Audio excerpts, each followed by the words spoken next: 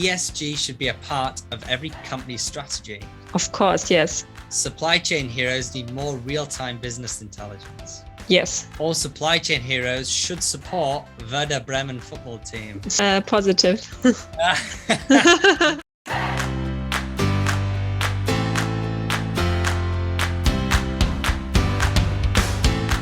Welcome to the Supply Chain Tech Podcast with Roamby. Scott Mears here, Global Field Marketing Manager at Roamby and one of the hosts of the Supply Chain Tech Podcast. We thank you for joining us today. In this episode, we speak with Andrea Goeman.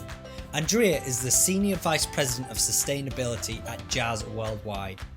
We discuss how to build a future-proof ESG strategy and the importance of getting the buy-in from all of your stakeholders. We also discuss the importance of building a business culture that attracts, develops and retains the leadership, talent and skills needed to drive an ESG strategy. And we break down some of the misconceptions of the negative impact an ESG strategy can have on our company. Hi Andrea, it's great to have you on the episode. How are you doing today? Thank you so much, Scott. Thanks for having me on your Roamby podcast. I'm well. Wonderful to hear, and it's wonderful to have you on. I want to get straight into it, and I'm excited for this icebreaker because my icebreaker question tends to be usually around what role would you be within supply chain if it wasn't the role you have today. But when I was learning more about you and building out this episode, I quickly realized how much what you do as a career is also a part of your life. So I saw you mention that you and your family even lead an almost carbon neutral life, and I would love to learn more. What inspired you to live this way?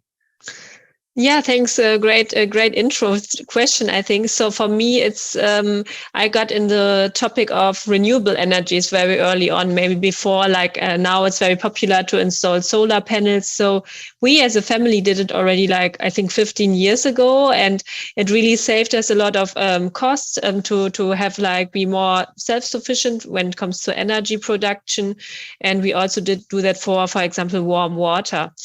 And just a few examples. I have also my kids. They are, for them it's natural to reuse things, to use for example clothes that are pre-used. We buy a lot of stuff that is not new. So for us, it's I think a natural topic. It doesn't even changes anything what we do right now. So it's a natural, and I try to implement that wherever possible. Just try to make best use of resources in my life. And for example, another topic is transportation. So here in Germany where I live, it's very easy to commute and to use public transport, the train for long distances. In other regions, it might not be possible. And we still have a diesel car as well. So I'm not 100% carbon neutral, but I try to be as much as possible. Absolutely. Yeah, you're doing your part. And it's so true that I love how, you're really living and breathing what you're doing on a day-to-day basis. And I feel that puts you a different level and different perspective of what you're trying to achieve at JAS Worldwide and to what you're trying to achieve in your strategy. It's really wonderful to see. And we're going to dive into, really specifically ESG and, how companies should approach ESG, whether it should be a part of their strategy, which I think we all know the answer to that today. But we're going to dive into, really understanding the strategy of it and how we can start it, and also maybe some concerns with what comes with it as well.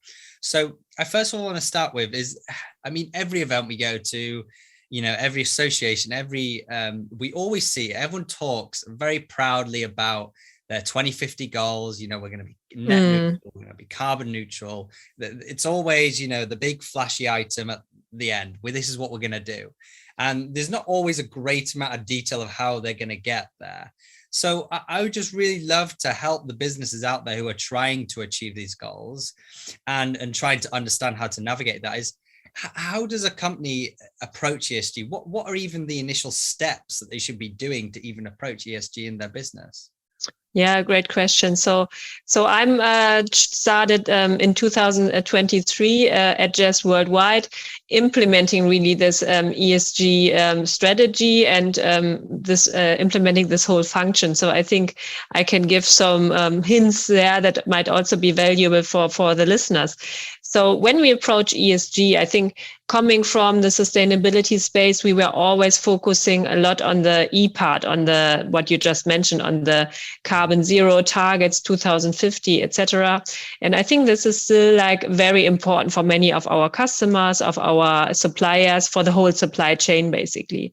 So before you set these kind of goals, before you go like towards marketing campaigns, etc., it's super important that you analyze the own footprint and the own housekeeping of your company. So how do you what are your biggest emitters, for example, when it comes to scope 1, 2, 3 emissions? So scope 1 emissions would be like your own production, your own factories, your own vehicles.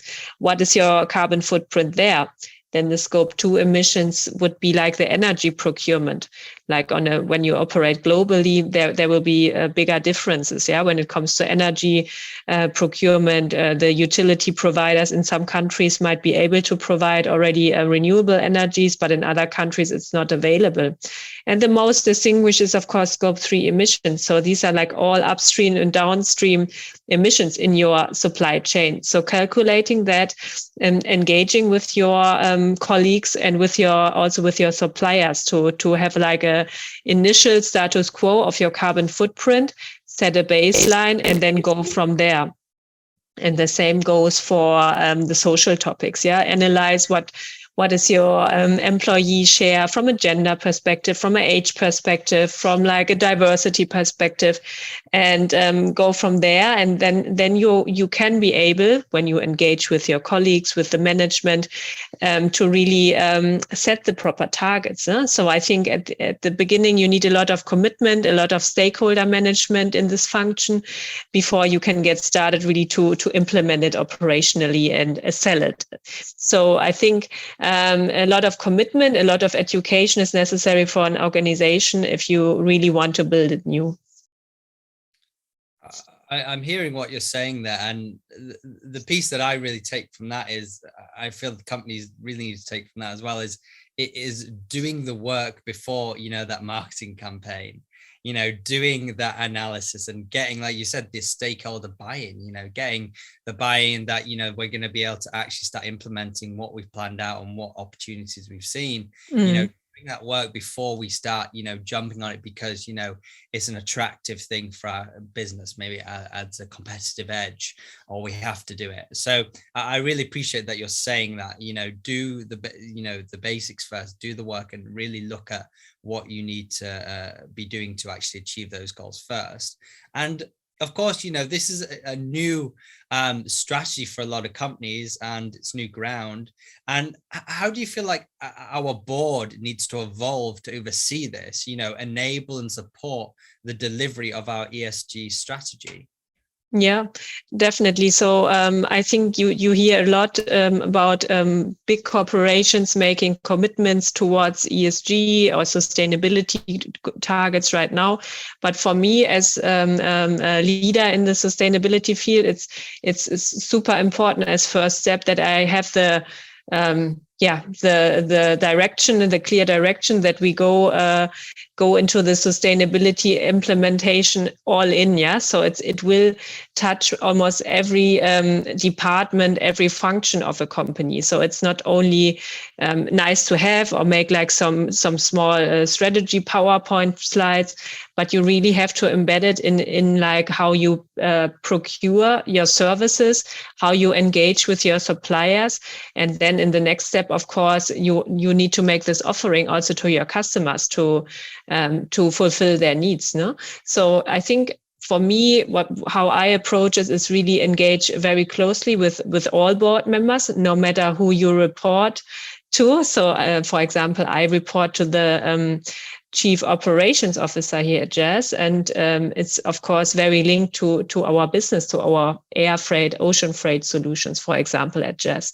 But at the same time, I also engage with our CEO, with our chairman, and also with sales and finance, for example, or our IT colleagues. So they all need to embrace the topic and need to embed it in their decision making. And this is, of course, a challenge because everybody's coming from a different background.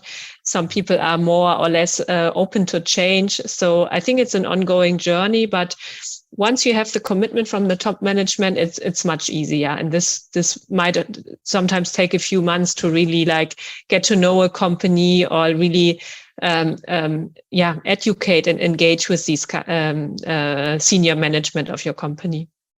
But it's essential. Absolutely. And I like that how you're not just going to the board or just to who you even report to, you're going, above that, around that, to the sales, to even to the, IT, every part. I think maybe not all companies think of that to that level, because you're so right. It feels like it's a shift within the whole company rather than just implementing a single strategy within a single department. It seems to be much more a whole shift of the mindset and culture of the business as a whole.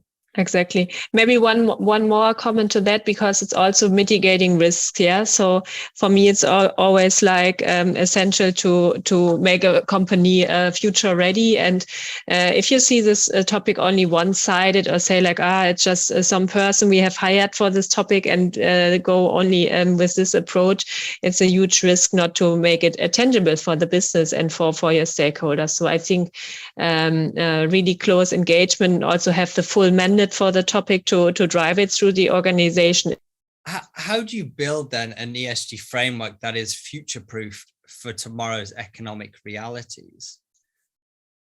Yeah, that's a good question. This is a consulting question. Yeah. So of course we focus on all ESG, environmental, social, and governance perspective of sustainability. So we need to, after we analyzed our own carbon footprint, where are our hotspots, not only from a business unit perspective, but also from a geographic perspective, in which kind of countries do we have our biggest footprint, for example. Then we can build concrete measures to reduce our CO2 footprint and to work towards these goals in the future. Yeah. So from an environmental perspective, when I think about freight forwarding or logistics companies, of course, we have the biggest lever to reduce emissions from our main transport. This is often land transport, air freight, ocean freight, but also, for example, rail or other logistics services. So we also have our buildings that we can equip with modern, more renewable power equipment, for example, or circular economy to really recycle, reuse, rebuild things in our supply chains. On the other side, we have the S part. So this is for me, when we think about the supply chain and our operations, a lot of HSSE topics. So health, safety, security, and the environment. So engage and train our workforce, also our frontline workers. This is crucial. Train them to go home safe. This is also social sustainability. Then we have, of course, our DEI initiatives. Diversity, equality, and inclusion. And we have also volunteering activities. So, for example, we have a company foundation where we also support local volunteering or relief good campaigns, for example. And the G part, the governance part, is essential, of course. How do we build the whole good governance around ESG into our company? How do we measure the progress? How do we train people and measure the progress of the training, for example? So the governance part and creating the right policies, the correct compliance procedures for our company is key to have this future-proof and also reliable ESG setup in a company. And it might take some time. You see, you touch a lot of departments, and otherwise you cannot connect really the dots within the company. Yeah, so it connects to a lot like economic performance of a company, because sometimes you cannot even make business with customers that really prioritize sustainability in their supply chain if you don't have this proper setup. So it's for us a lot to do, but it mitigates risk and makes us even stronger as a company, I think. That's I am really starting to learn how, how much of a whole picture this is, how involved the whole company is, and how many angles you really need to make sure you're really putting a lot of attention into each part of the ESG model through environmental, social, and I want to move more to the culture side now, because as we all know, the core of any business is the people, and the culture of those people. And you mentioned a little bit earlier about people, some people maybe not wanting to change, or maybe not even understanding why we should change. So that I could see that being quite a challenge, especially when we've always done it a certain way, and then something new comes. I mean, the technology is amazing where we're moving to now within supply chain, especially. How do you feel we create the right business culture to engage our people and reinforce the right behaviors we need in order to attract and develop those skills of the ESG strategy? Yeah, that's also a great question, because it's all about the people, especially in our industry. We are like a third-party logistics provider, so it's all about our people, and that's also our company core value. I would say people make the difference, and really make it easy for them to get engaged, and inspiring them about ESG is key to us. So how do we do it? For example, we roll out programs to engage them on the branch or office level. Yeah, so we have a green offices program, which we already implemented in a few countries very successfully, and they can implement easy actions, for example, for fostering better recycling practices in their warehouse or in their office, easy energy saving measures, or also volunteering activities in their own space. And this keeps them very engaged around the topic and makes it more tangible to them. On the other side, we also have like the business sustainability. So our colleagues also need to understand, what can I offer? How do I need to embed that in my daily life from an operations, but also from a sales perspective? So we as a department need to create the right trainings, the right engagement with our global colleagues. And I think we are like a middle-sized freight forwarder. We are still family owned, and it's quite, I wouldn't say easy, but it's the people in our JAS world, we're waiting for this kind of engagement. So it's great to receive this feedback, and also to see people willing to really participate in this kind of programs. Wow, that really tells you a lot about JAS Worldwide as a whole. The fact that you've remained those family core values, and they're willing and ready to change. That's not always the same for every company. So that's a really great thing to see. JAS has remained that, and it enables you to be agile now, and move with what you need to do with ESG. And I also want to touch on cultures of the world. We've touched on the culture of the actual company, but cultures of the world, and every culture and different country will have different parameters, different approaches to ESG. I feel this could be maybe one of the most challenging parts of it, is how do we make ESG more tangible, where it includes all the cultures' needs and interests within the ESG strategy? Yeah, right. So we operate worldwide, as our name says. So, for example, in Europe, I think we are already quite advanced from a sustainability perspective. So we are more used to how can we save resources, how can we really implement that in our daily life, not only in our work life. But when I talk or visit other regions, it's kind of different. So for them, it's kind of a new topic. They are maybe a little bit afraid that they have to sacrifice something for like these kind of new topics. And I think it's important that we make it a nice topic that can create benefits for them, maybe from a business perspective, winning more business, but also like maybe change only small things also in their personal space, and might save costs or might make them feel better. Sometimes it's really small and easy changes that can inspire colleagues worldwide. And we also have to be realistic. I think we cannot touch everybody with this topic, because some people are just not so open to change, and that's also okay. I think at least they should have the offering to take these trainings or to have these programs in place, and then they can decide if they want to take part in it, or if they say, no, I'm not willing to change, for example, right?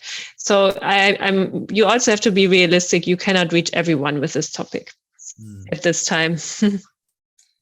And it's interesting you mentioned that, it's okay if, not everyone changes, and, people have different approaches to things, but does that then maybe create a challenge for the company if it's moving in a certain direction and trying to, evolve this strategy, and there's a percentage of the company that doesn't feel that way? Doesn't that then put you at a bit of a crossroad as a company? Yeah, I think this challenge, all corporations face this challenge. So I think like 20% of all employees might be always super open for change, are really passionate about these kind of new topics, be it sustainability or innovation or digitalization, for example. And then you have like the middle piece of employees, like the most part, they are like a little bit neutral, they are supportive, they are engaging, but maybe not so passionate, like not real ambassadors for a topic. And then you also have 20% or so that are maybe not so willing, again, to engage with this topic. And I think that's okay. So for me, it's like you cannot get 100% employees that are say like, wow, we're all in for sustainability, because it's a journey. So we are at the beginning of the journey. Also in the supply chain sector, we need to create a lot of transparency.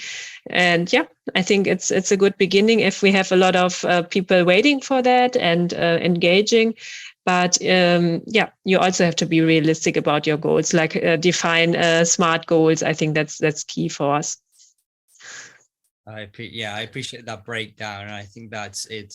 I appreciate, we're really learning here how you need to really do your homework of making sure you do your analysis and really getting everyone on board within the company as much as you can before going out and, making it public, and also being realistic with what you can achieve within the time and what part of the business is going to move. Maybe different, regions are going to move at different speeds due to different standards, different cultures. So I really appreciate that transparency of a very realistic approach to the strategy, rather than just saying we're going to shoot for the moon and we're going to do it everywhere and we're going to be the best. I think that's it's a great approach. Thank you.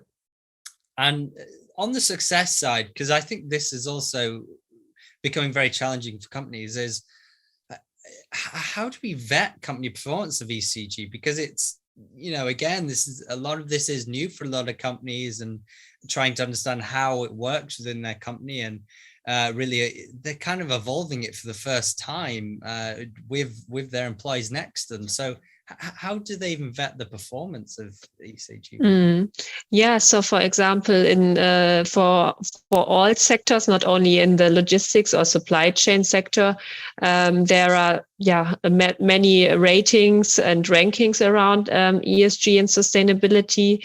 Some of them are called, for example, CDP, Carbon Disclosure Project, or EcoVadis, which is really evaluating all ESG factors.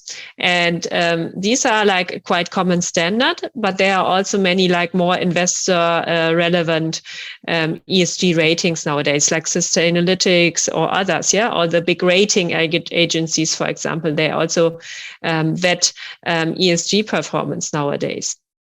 So it's a very important financial metric nowadays. I mean, when you see, for example, Larry Fink talking in his yearly CEO speech, he always covers a lot of ESG and sustainability in it, and it's like a topic that won't go away anymore. So it's important that you comply, of course, with these ratings that are relevant for your industry or for your company, and you have to renew them and ultimately get better every year. So this is important, and it's an ongoing process, I think, to really set the right policies, what is needed, what kind of regulations are evolving worldwide, and and ultimately, how can you create an USP for you as a company to be better than the competition? I mean, that's also an important thing, I think. Yeah, comparability. Absolutely, and that's really good to hear. All those, you mentioned quite a few calculations that I wasn't aware of, and that I'm learning here. That's really good to hear that the individual industries already have quite a few different vetting measurements that they can actually see the success of the ESG, which is great to see. And you said you have to evolve it each year. Do you feel there's still a lot of standards we need to bring in to help vet this? And how do we do that? Does that involve more partnerships? Yeah, I think so, absolutely. So right now, from many of our customers, we get like their own questionnaires. Some go via vetting platforms, for example, and send out these questionnaires to us. Some of them we only engage in an RFQ or tender process. It's very different. And I think also for our customers or many industries, it's super difficult to really compare who's outperforming, who's only compliant, or who might be a possible risk for my supply chain. So I think a lot of partnership is needed, especially for our sector. I'm always engaged to push that forward. For example, in logistics, we have the Smart Trade Center. It's an NGO and that really pushing for a standard when it comes to emission calculation, but also in regards to partnership in our industry. I think these kind of partnerships are super important, but also like the vetting mechanism are very, very diverse at the moment. So it's a lot of work for companies right now because there's no global standard. And it comes again down to whenever, I have conversations on this podcast at events with customers and businesses around the world. Everyone agrees that we need more partnerships, and everyone agrees, nearly everything where, we're trying to understand or trying to figure out a resolution. At the core of it, a partnership would always support that, and sharing the knowledge and ability to advance, the standards in this case, so then we can better understand how to approach this. It really does show how coming together can have such an impact on pushing our companies forward. And it's just so interesting that it comes up again and again. Yeah, definitely. And I just want to quick touch on some, I always like to do the full rounded picture of any topic that we discuss, or maybe some more the concerns of, ESG. And we have very much delved into how you build the ESG, the approach, and making sure you have all the buy-in of your company around the world, every culture, every stakeholder.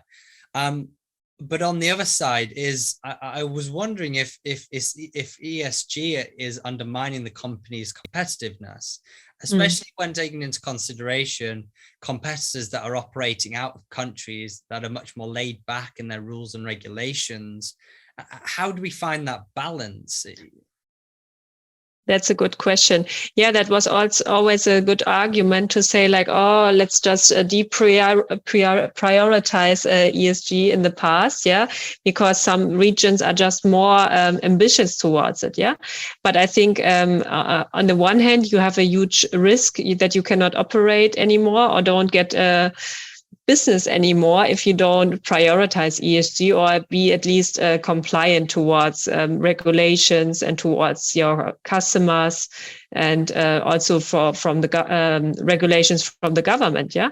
And on the other side, it can also be a USP for a company, like really engaging and consulting the customer towards ESG and enabling them to choose the right products, for example, or how can they achieve like a better perception for their end customers or mitigate risk in their own supply chains. So I think right now it's the opposite way. It's not about less competitiveness. For me, it's about more competitiveness with this topic, because it's so important.